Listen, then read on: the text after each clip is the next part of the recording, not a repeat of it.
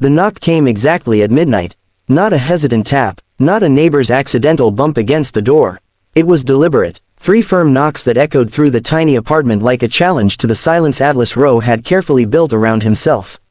Outside, fireworks cracked across the sky in bright explosions of gold and blue, welcoming a new year that Atlas had already decided would begin like the last one ended, quiet, lonely, and heavy.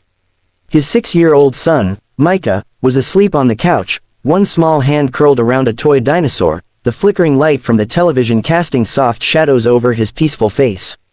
Atlas stood frozen in the kitchen doorway, dish towel still in his hand. He wasn't expecting anyone. He never was. Another knock. His heart pounded. At midnight, people were supposed to be with someone they loved. At midnight, people were counting down, kissing, laughing. Not knocking on the door of a struggling single father who had spent the last hour pretending he didn't care. If you believe in kindness and second chances, take a moment right now to like this video, comment where you're watching from, share it with someone who needs hope, and subscribe to And Stories. Because sometimes, the smallest knock can change everything. Atlas walked to the door slowly, careful not to wake Micah. He opened it halfway, and his breath caught in his throat. Standing in the hallway, framed by the pale fluorescent lights, was Sloane Whitaker. His CEO. She wasn't dressed for a party, yet she looked like she belonged at the center of one. A long cream-colored coat draped over her shoulders, her hair softly curled, her eyes shining, but not from celebration. From something far more fragile. For a moment, neither of them spoke. Fireworks burst again, illuminating the window at the end of the corridor. Atlas swallowed. Of all the doors she could have knocked on in the city, she had chosen his. Just 12 hours earlier, Atlas had been certain he would start the new year unemployed. The year before had broken him in quiet ways. After his wife passed from a sudden illness 18 months ago, Atlas had been forced to learn how to braid hair, pack lunches, balance bills, and soothe nightmares, all while working double shifts at Whitaker Dynamics, the tech company where he had been a junior systems analyst for nearly a decade. Grief did not excuse deadlines. Hospital bills did not pause mortgage payments. And raising Micah alone left Atlas constantly exhausted, constantly behind. When the company began restructuring in November, rumors of layoffs spread like winter frost. Atlas had worked late nights, trying to prove he was still valuable, still capable. But the truth was, he had been distracted. Micah had gotten sick twice that month. Atlas had missed an important meeting. A project he supervised launched with errors. He could see the disappointment in Sloane's eyes during that boardroom presentation. She hadn't been cruel. She had simply been honest. "We need people who can give 100%, she had said, her voice calm but firm. Atlas had given 100%. It just hadn't been enough.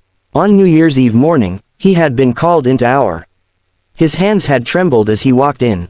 But instead of a termination letter, he had received something unexpected, a 3-month performance review extension. Sloane herself had signed it. He had been confused, grateful, and humiliated all at once. Now she stood at his door at midnight. "I'm sorry," she said softly, her voice nearly lost under another burst of fireworks. "I shouldn't have come without calling." Atlas stepped aside automatically. "It's fine," he murmured. "Mika's asleep." She hesitated only a second before entering. His apartment was small but tidy. A modest couch, a second-hand dining table, a bookshelf filled mostly with children's stories and a few worn programming manuals. A paper star taped to the wall with glitter glue, clearly made by small hands. Sloane looked around, and Atlas felt exposed in a way he hadn't expected. At work, she saw tailored suits, presentations, polished numbers. Here, she saw reality. "I didn't know where else to go," she said quietly. That startled him more than her presence. Sloane Whitaker was the daughter of a billionaire investor. She had taken over Whitaker Dynamics at 32 and doubled its revenue within 3 years. She was known in the industry for her sharp instincts and unshakable confidence. She did not look unshakable now. Atlas closed the door gently. "Is everything okay?" She let out a slow breath and removed her coat, folding it over her arm as if she needed something to hold onto. "I made a mistake today." He frowned slightly. "About the extension?" She nodded. "The board wanted to let you go.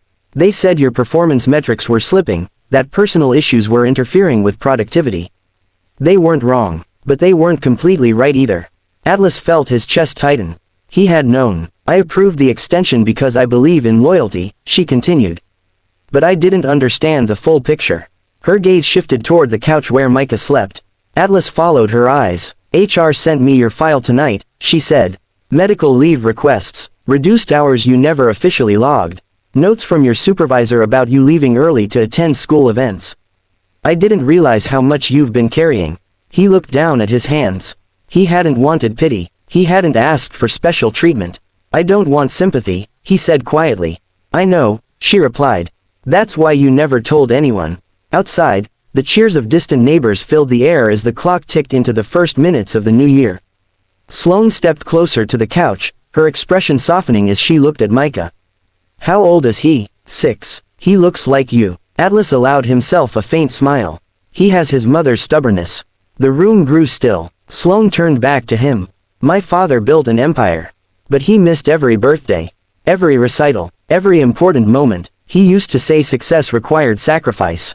I believed him for a long time. She paused, her voice trembling slightly. Tonight I was at a gala surrounded by people celebrating profits and projections. And all I could think about was the look on your face this morning. Atlas blinked. My face. You looked tired, she said. Not incompetent, not careless, just tired. And I realized something. If my company can't make room for humanity, then I've built it wrong. Atlas felt something shift inside him, something he had kept tightly guarded. I didn't come here as your CEO, she said softly. I came here as someone who doesn't want to start another year making the same cold decisions. The words settled between them. For months, Atlas had felt invisible. Just another employee number. Just another risk to cut. Now the most powerful person in his professional world stood in his living room, acknowledging his struggle. He didn't know what to say. Sloane exhaled slowly. I want to create a flexible work program. Remote options. Family support resources. Not just for you, for everyone. But I need someone who understands both the technical side and the human side to help me design it. Atlas stared at her, stunned. You're offering me a promotion, she said gently. Director of Systems Integration and Work-Life Innovation. It's not charity, it's strategy. People perform better when they're supported. He let out a disbelieving laugh. The board will never agree. I am the board's majority shareholder, she replied quietly. For the first time that night, a spark of hope flickered in his chest. But, she added, her voice softening again, I also came because I didn't want you to feel alone tonight. That hit him harder than the job offer. Alone. He had grown used to the word. It had followed him through hospital corridors, through empty bed sheets, through late-night budgeting sessions. He had convinced himself he preferred it, that needing people was weakness. But standing there, watching fireworks reflect in Sloane's eyes, he realized how deeply he had missed being seen. Micah stirred on the couch, blinking awake. He looked confused for a moment before spotting his father. Then he noticed Sloane. Dad, he whispered. Atlas walked over and knelt beside him. Hey, buddy, Happy New Year. Micah rubbed his eyes and looked at Sloane again.